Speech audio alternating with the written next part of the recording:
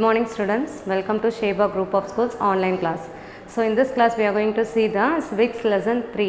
So already we completed the history 4 lessons we completed, and also in geography we completed 3 lessons, and in civics we completed 2 lessons. So the next lesson is understanding secularism. So in this lesson you are going to study about the secularism. So எல்லாமே religions, all the religions பற்றி அந்த எப்படி வந்து நம்ம ரிலிஜியன்ஸில் வந்து நடந்துக்கணும் அப்படின்றத பற்றி தான் சொல்ல போகிறாங்க. ஸோ இந்த ரிலிஜியன், இந்த செக்குலரிசம் பற்றி ஜவஹர்லால் நேரு ஆக்சுவலி அவர் என்ன சொல்லியிருக்காருன்னு பார்த்தா, India will be the land for faiths equally honoured and respected but of one national outlook. Actually India will be the land for faiths, எல்லா ரிலிஜியன் பீப்புள்ஸும் இருக்கிறதுக்கான ஒரு land India, and also equally honoured, எல்லா religion பீப்புள்ஸும் ஈக்குவலாக honour பண்ணி respect கொடுத்து நடக்கிற ஒரே பிளேஸ் பார்த்தோன்னா ஒன் நேஷ்னல் அவுட்லுக், ஒரே நேஷ்னல் அவுட்லுக்கில் எல்லா ரிலிஜியன்ஸ்க்கும் ரெஸ்பெக்ட் கொடுத்து நம்ம நடந்துக்கிறோன்னு சொல்கிறாங்க. இது எழுதுனது யார் சொன்னதுன்னு பார்த்தோன்னா Jawaharlal Nehru. So after that நம்ம இந்த லெசனில் பார்க்க போகிறது மெனி ரிலிஜியன்ஸ் பற்றி பார்க்க போகிறோம். அதில் 4 மேஜர் ரிலிஜியன்ஸ் பார்த்தோன்னா Hinduism, Buddhism, Jainism and Sikhism. So this 4 major religions: Hinduism, Buddhism, Sikhism and Jainism. So in the introduction, India is the land of multi-religious faith and multicultural benefits.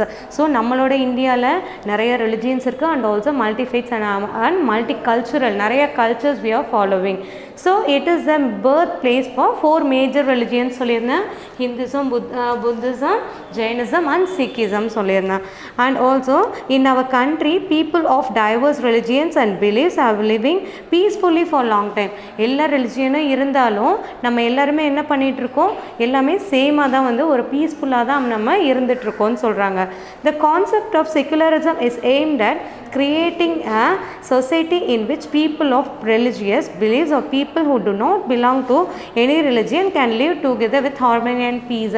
Actually many religion இருந்தாலும் யாரும் ஒரு phyto எதுவும் பண்ணாமல் பீஸ்ஃபுல்லாக எல்லாமே ஈக்குவலாக வந்து இருந்து இங்கே வந்து யூனிட்டியோடு இருந்து நம்ம வந்து வாழ்ந்துட்டுருக்கோம். ஸோ ஹியர் த ராஜாராம் மோகன் Roy, sir Syed Ahmad Khan, Rabindranath Tagore, Mahatma Gandhi and Ambedkar like some peoples. So இவங்க எல்லாமே பார்த்தோன்னா அம்பேத்கர்லேருந்து மகாத்மா காந்தி எல்லாருமே பார்த்தோன்னா செக்யூலரிசம். ஸோ செக்யூலரிசம்க்கு அவங்கெல்லாம் வந்து சப்போர்ட் பண்ணி ஒரு செக்யூலரிசம் பற்றி அகேன்ஸ்டாக பேசியிருக்காங்க, நிறையா வந்து செக்யூலரிசம் பற்றி பேசியிருக்காங்க. And also secularism is invaluable for the society like India which is characterised by religious diversity.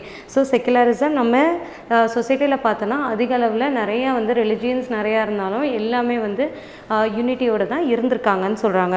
So the term செக்யூலரிசம்னா என்னன்னு பார்த்தோன்னா derived from the Latin word the seculum, meaning and age. ஆக்சுவலாக ஒரு லாட்டின் வேர்ட்லேருந்து தான் வந்தது தான் இது செக்குலம் சொல்லிட்டு, அதோட மீனிங் வந்து and ஏஜ்னு சொல்கிறாங்க. So what does secularism mean? செக்குலரிசமோட மீனிங் பார்த்தோன்னா the secularism means an attitude of tolerance towards other religions and peaceful coexistence of citizens belonging to different faiths and equality by states towards all religion communities. ஆக்சுவலாக செக்குலரிசம்ன்றது attitude of tolerance, எல்லாத்தையும் சகிச்சுட்டு நம்ம எந்த ஒரு ரிலிஜனையும் எதையும் வந்து நம்ம ஒரு குறைய எதுவும் சொல்லாமல் ஹர்ட் பண்ணாமல் இன்னொருத்தரை நம்ம எல்லாமே வந்து எப்படி இருக்கணும்னா ஒன்றா இருக்கணும்னு சொல்கிறாங்க, யூனிட்டியோடு இருக்கணும். So equality by state of all religion, எல்லா ரிலிஜியன் ஈக்குவலாக வந்து இருக்கணும், எதுக்குமே வந்து இது ஹை இது லோன்ட்டு எந்த ஒரு ரிலிஜியனையும் நம்ம பேசக்கூடாதுன்னு சொல்கிறாங்க. And also no interference of the state in the matters of religion and vice versa. And this means that every citizen is free to propagate. Actually இதில் என்ன சொல்கிறாங்க, interference of the states in the matters of religion. So எந்த ஒரு ரிலிஜியனையும் வந்து எது கூடயும் compare பண்ணி எந்த ஒரு இதோட பேசக்கூடாது. ஸோ எல்லாருமே சேம்னு சொல்லி தான் நினைக்கணும். And every citizen is free.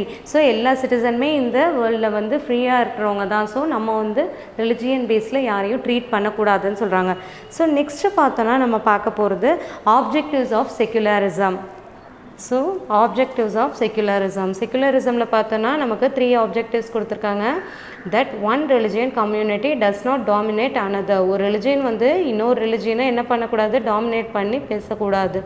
And that some members do not dominate other member of other members of the same religious community. Actually some members do not dominate other member, அதாவது அவங்க ரிலிஜியன்லேயே இருக்கிற other மெம்பர்ஸையும் வந்து dominate பண்ணக்கூடாதுன்னு சொல்கிறாங்க. And also that the state does not enforce any particular religion nor take away the religious freedom of individuals. ஒரு particular religion மேலே வந்து ஏதோ இது பண்ணி அவங்கள்ட்ட இருந்து அவங்க ஃப்ரீடமை வந்து நம்ம இது பண்ணுறது, இதை மாதிரி எந்த ஒரு விஷயமே நடக்கக்கூடாதுன்னு சொல்கிறாங்க. ஸோ இதுதான் 3 objectives of secularism. ஓகே, இப்போ நீங்கள் பார்த்துட்டு இருக்கிறத பார்த்தோன்னா 12th rock edict Ashoka. So emperor Ashoka was the first great emperor to announce and early as 3rd century BC that the state would not prosecute any religious sectors. ஆக்சுவலாக 3rd centuryயில் பண்ண rock edict தான் இது. அதில் அவர் என்ன அந்த religious இதில் எழுதியிருக்காங்கன்னு பார்த்தோன்னா, the Ashoka made an appeal not only for the tolerance of all religions sector but also to develop a spirit of great respect towards them. வெறும் வந்து ஒரு ரிலிஜியன் பற்றி நம்ம அதை டாலரன்ஸ் பண்ணிக்கிட்டால் மட்டும் போதாது, but also develop a spirit of great respect. ஒரு ரெஸ்பெக்டோடு இருக்கணும், எல்லாத்தையுமே வந்து ரெஸ்பெக்ட் கொடுக்கணும்னு சொல்லியிருக்காங்க இந்த ராக் எடிக்டில். So next one is the characteristics features of secular state. So principle of liberty, அதில் 3 இருக்குது. principle of liberty என்ன சொல்கிறாங்க, the state permits the practice of any religion. எந்த ரிலிஜியன்லனாலும் யாருனாலும் இருக்கலாம். the state does not preference any religion over another. ஏதாவது ஒரு ரிலிஜியனை வந்து நீங்கள் அந்த ரிலிஜியனாக தான் இருக்கணும் லைக் திஸ் இதை மாதிரி எதுவும் பேசக்கூடாது. the state remains neutral in religious matter. So எல்லா ரிலிஜியனுக்குமே வந்து நியூட்ரலாக இருக்கணும். இந்த ரிலிஜியனாக தான் ஹை, இது லோன்ட்டு லைக் திஸ் இதை மாதிரி எந்த ஒரு இதுவும் பிரின்சிபல்ஸும் இருக்கக்கூடாதுன்னு சொல்கிறாங்க. the secular state is the one in which the state does not officially promote any one religion. ஒரு ரிலிஜியனை பற்றி டிபெண்ட் பண்ணி இருக்கவே கூடாது. எவ்ரி ரிலிஜியன் இஸ் ட்ரீட்டட் ஈக்குவல்னு சொல்லி தான் நம்ம இருக்கணும்னு சொல்கிறாங்க.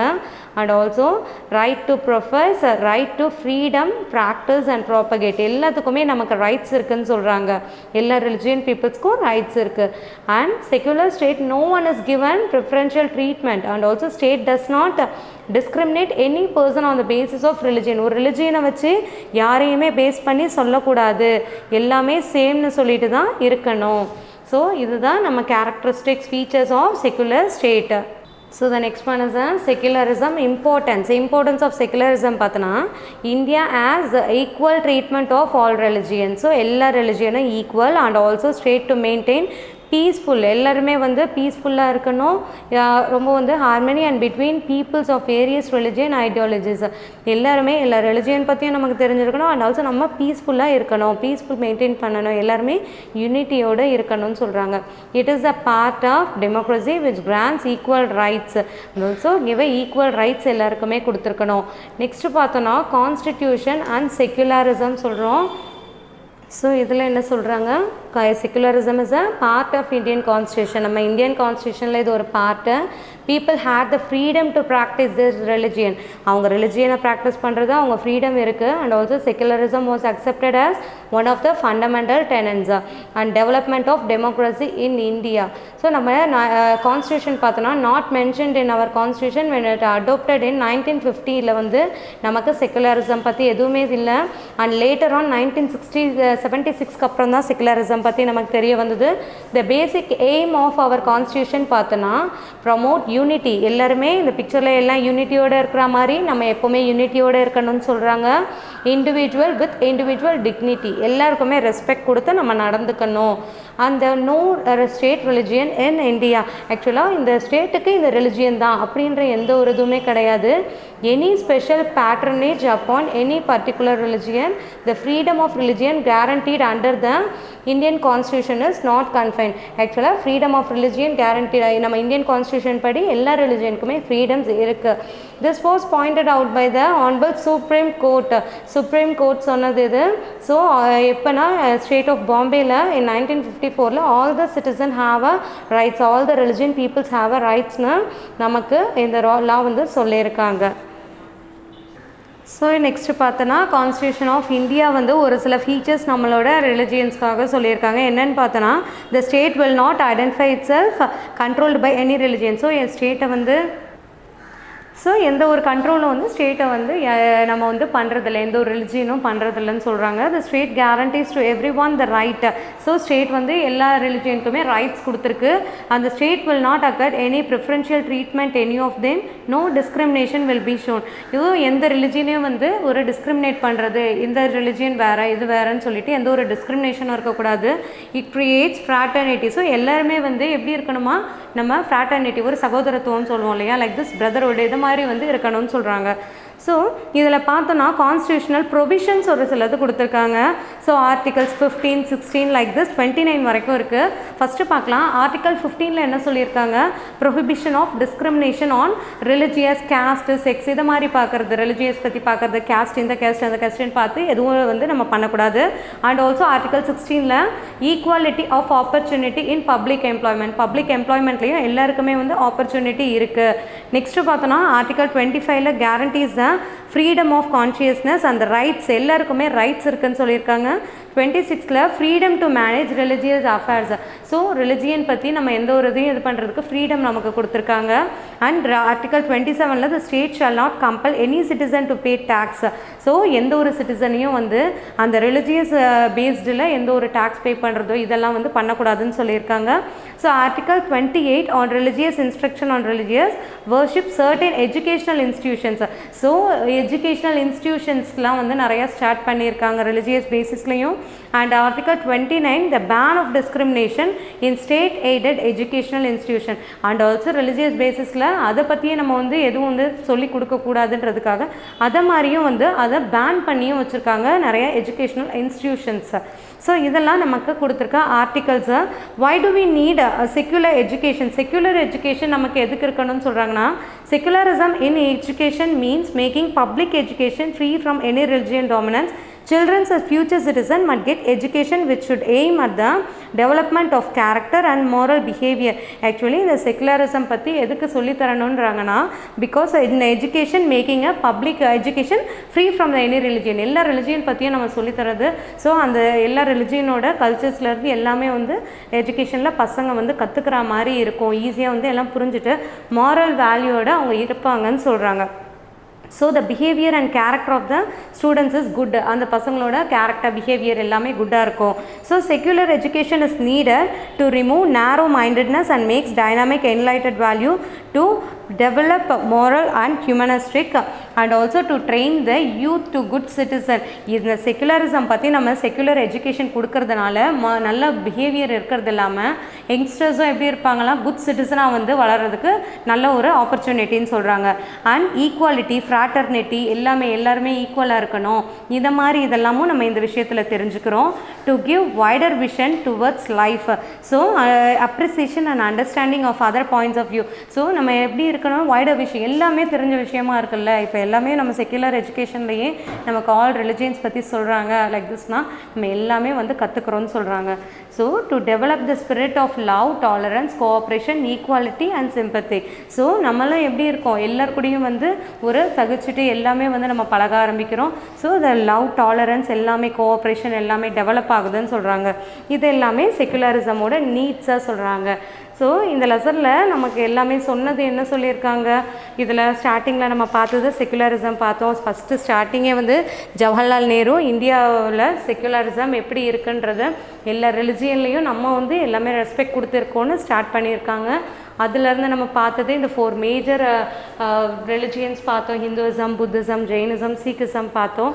அதுக்கு அடுத்தது பார்த்தோன்னா நம்ம செக்குலரிசமில் ஆப்ஜெக்டிவ்ஸ் பார்த்துருந்தோம் இல்லையா, யாரும் இன்னொருத்தரை டாமினேட் பண்ணி இருக்கக்கூடாது லைக் திஸ், அதெல்லாம் பார்த்துருந்தோம். அடுத்தது பார்த்தோன்னா ராக் எடிக்ஸ், பிக்சர் காமிச்சோம் இல்லையா, அந்த எடிக்ஸ்லேயே அசோகா வந்து ஸ்கல்ப் பண்ணி அவங்க இதிலையே வச்சுருக்காங்கன்னு சொல்லிட்டு லைக் திஸ், அதை பார்த்தோம். அடுத்தது கேரக்டரிஸ்டிக்ஸில் principle of liberty, principle of equality and principle of neutrality பார்த்துருந்தோம். நெக்ஸ்ட்டு நம்ம பார்த்தது ஆர்டிகல்ஸ்லாம் பார்த்தோம் இல்லையா. ஆர்டிகல்ஸை 16லேருந்து 15லேருந்து 29 வரைக்கும் பார்த்துருந்தோம். என்னென்ன ஆர்டிகல்ஸு செக்குலரிசம்க்கு கொண்டு வந்திருக்காங்கன்னு. ஓகேவா, இதெல்லாம் வந்து செக்குலரிசம் பற்றி இந்த லெசனில் பார்த்துருக்கோம். Okay students, I hope you all understand this class. I will see you in the next class. Thank you.